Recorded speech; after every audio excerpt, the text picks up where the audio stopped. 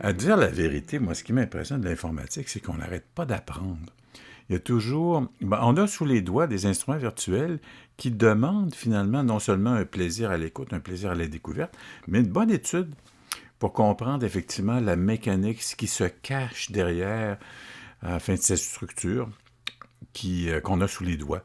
J'aimerais vous reparler un petit peu le processus de la matrice, le grid de la maison Spitfire Audio, qui est assez unique, je pense. Je ne sais pas s'il y en a d'autres qui utilisent ça, mais c'est vraiment brillant comme pensée, comme idée.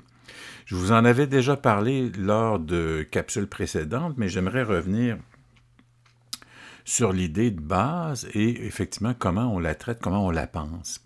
Grosso modo, ici j'ai choisi un élément, tiens, je vais aller chercher l'élément comme tel, c'est de Olafur Arnold, c'est inspiré du compositeur, donc avec la série qui s'appelle Évolution, qui est une série qui s'adresse principalement au niveau des cordes.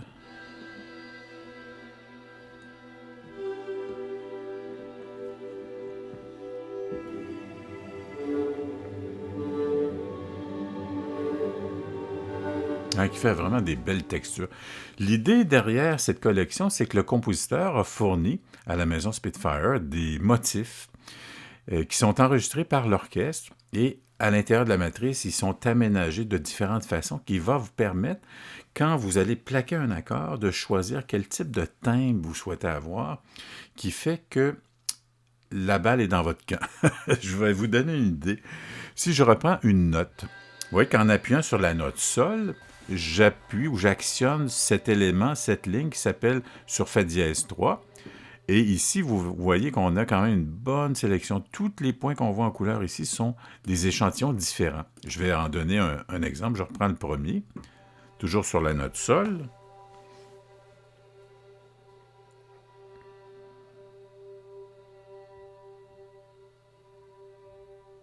Donc, on voit ici qu'on a une belle tenue feutrée. Je vais prendre son second, toujours dans la même catégorie des couleurs vertes.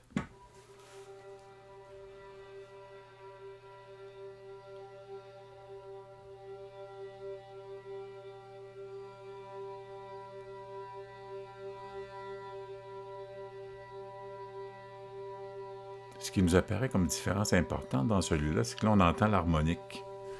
Ce qui était peut-être moins évident au premier. Je vais essayer le troisième.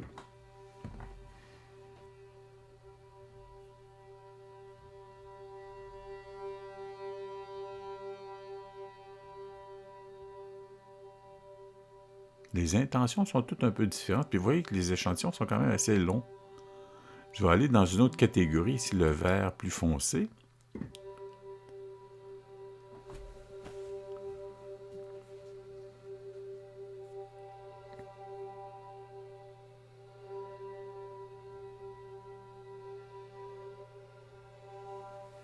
Je change encore, toujours sur la même note, la note Sol. On voit qu'ici, celui-là est beaucoup plus dynamique.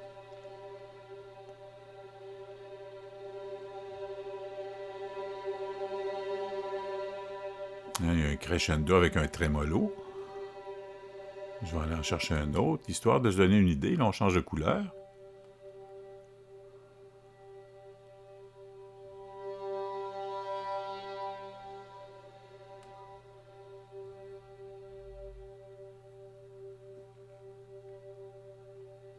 On va vers un autre choix.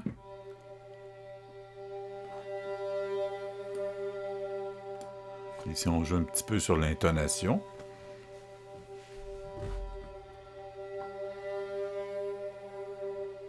Et le dernier.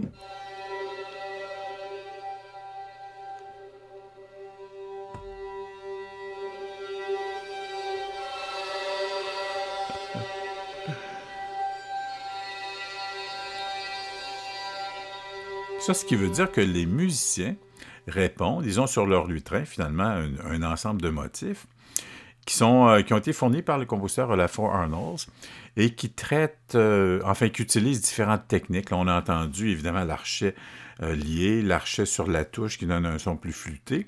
Le dernier qu'on vient d'entendre, quand on approche l'archet près du pont, on vient chercher toutes ces harmoniques aiguës qui donnent un son un peu nasillard, un peu peut-être un peu plus mystérieux.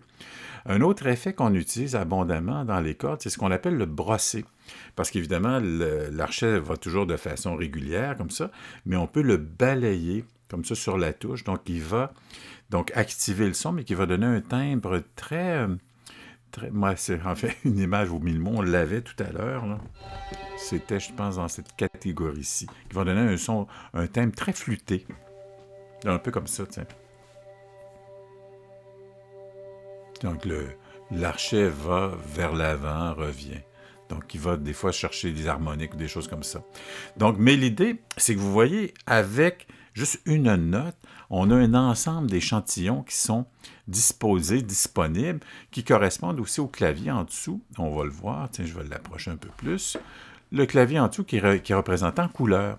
Les couleurs qui sont donc des sélections à partir de ce que vous retrouvez ici. Comme exemple, j'ai le petit dé, je vais lui demander d'aller chercher des éléments avec ce qu'on considère comme étant subtil, comme mouvement. Donc, vous voyez qu'ici, on est dans toute cette catégorie qui correspond à la couleur jaune. Donc, si je fais un accord de sol mineur,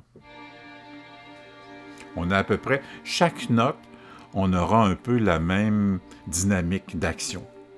Parce qu'en principe, chaque motif correspond à cette couleur jaune, avec des petites différences. Donc, je maintiens simplement l'accord de sol mineur, puis vous voyez comment le timbre change. Il ne sera jamais pareil. Donc, il fait que vous placez un soutien, un support d'accord, et on aura vraiment l'impression, l'illusion que c'est un... Ben, en fait, c'est l'enregistrement d'un véritable orchestre, mais quand vous avez ça sous les doigts, ça donne vraiment l'illusion d'un ensemble instrumental qui a réalisé cette captation, cette idée.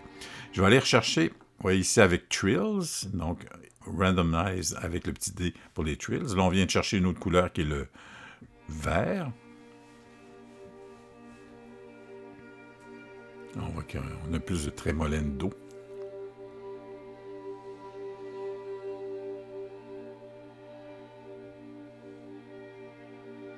Chacun est un peu différent. Comme ici, pour la note sol, j'actionne cette rangée.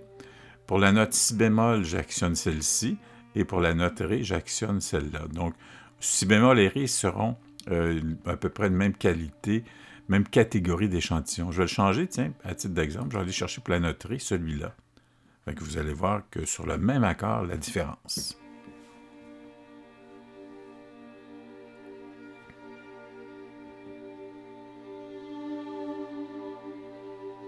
On vient chercher de l'amplitude.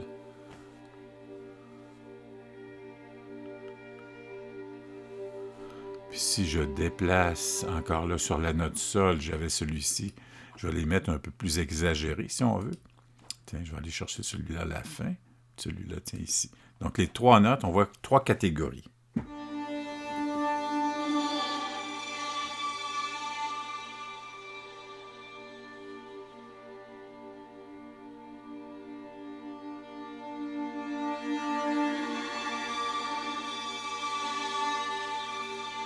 Donc, je ne fais que maintenir l'accord de sol mineur. Donc, imaginez, si je souhaite développer, je vais aller chercher une grave, le sol en bas. Oh, ici.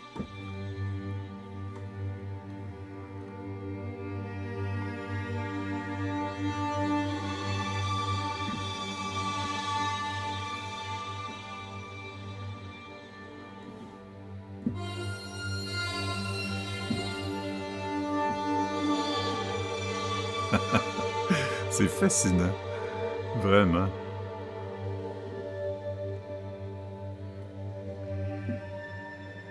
Tout ce que je fais, c'est que broder autour de sol mineur.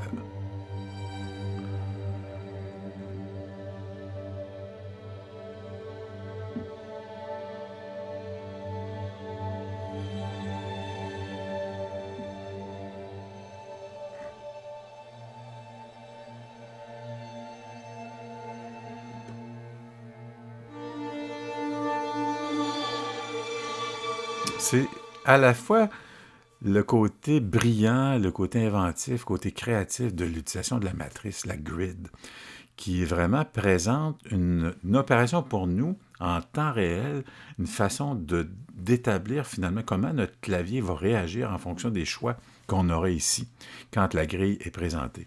Et ça, il ne faut jamais oublier que, mis à part la sélection d'échantillons qu'on va retrouver ici, à l'intérieur de cette matrice, tout le reste est là. On a ici la dynamique, la variation, l'expression. On a ici l'enveloppe classique ADSR pour Attack, Decay, Sustain and Release, qui nous donne à l'action du son, si je viens rechercher la note sol, oui, ici on a une attaque directe. Si je mets une attaque plus douce, elle s'avance dans le temps. Après ça, ici en dessous, on a Reverb, Delay et Tape SAT pour saturation, pour donner une couleur un peu plus près de notre regrettée bande analogique.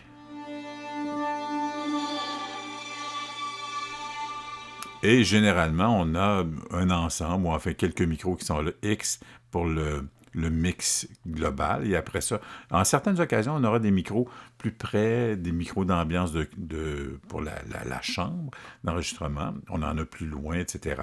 Pour nous donner finalement une qualité d'écoute qui va, avec tout ce qu'on vient de voir ici, va bonifier finalement notre présence dans l'utilisation de ces sonorités. C'est quelque chose un peu d'unique de la maison Spitfire Audio, l'utilisation de la grid, de la matrice. Et je trouve ça, moi, particulièrement intéressant et ça mérite toute notre attention parce que, vous voyez, avec les sélections qu'on aura à partir de ce jeu, bien, elles sont représentées en couleur au clavier. Donc, il nous permet d'avoir peut-être une référence. Et Spitfire Audio a fait quelques éléments qui appartiennent à cette collection, donc avec l'utilisation de la matrice. Et fort heureusement pour nous, elle partage un peu la même idée. Je vous en présenterai d'autres de façon peut-être un petit peu plus précise comme ça, mais à partir du moment où vous l'apprenez une fois, où vous êtes de plus en plus confortable avec cette idée, ben, vous pourrez transposer vos connaissances avec l'utilisation d'un autre instrument virtuel de la même compagnie. Il faudra voir, je vais faire une petite recherche pour savoir si d'autres fabricants utilisent un peu cette idée de jeu d'échantillons avec une bonne quantité. Et surtout aussi, ce qui est intéressant, c'est le lien avec le compositeur, puisque, encore une fois, c'est le compositeur qui a fourni à l'équipe des échantillons, enfin des motifs, qui sont enregistrés par un ensemble d'interprètes sur plusieurs notes pour nous donner toute la possibilité d'avoir cet élément au clavier. Dans celui-là, j'étais allé chercher, je vais aller vous le montrer, je pense qu'il est ici. Je suis allé chercher évolution et dans certains cas, on aura ici, c'est les cordes. On aura d'autres éléments avec des voix, des percussions, des choses comme ça.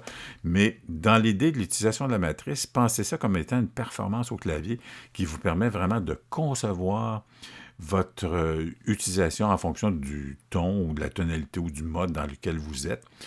Et un dernier élément avant de vous quitter, que j'ai appris quand même récemment, puis qui mérite d'être souligné. Spitfire Audio propose sur le marché une bonne quantité d'instruments virtuels faits à partir de captation d'instruments, généralement l'orchestre à Londres ou des choses comme ça. Donc, il fait qu'on emploie, enfin, la compagnie a employé un bon nombre de musiciens. Et sachez qu'à chaque fois que vous achetez un instrument virtuel, un certain montant ira directement aux musiciens qui ont été responsables de la réalisation de cet instrument virtuel.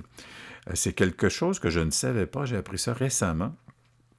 Et ça me fait bien plaisir de savoir que finalement les musiciens ne sont pas laissés pour compte parce que quand on joue avec ça, bien, ils sont près de nous. Ils sont vraiment dans notre salon, sous nos doigts. Sur ça, je vous souhaite une belle découverte avec ces éléments qui appartiennent à la grille. Si vous avez l'occasion d'aller faire un tour sur le site de Spitfire Audio. Sinon, je vous attends à un prochain rendez-vous. Et d'ici là, je vous souhaite donc une bonne inspiration. À très bientôt. Au revoir.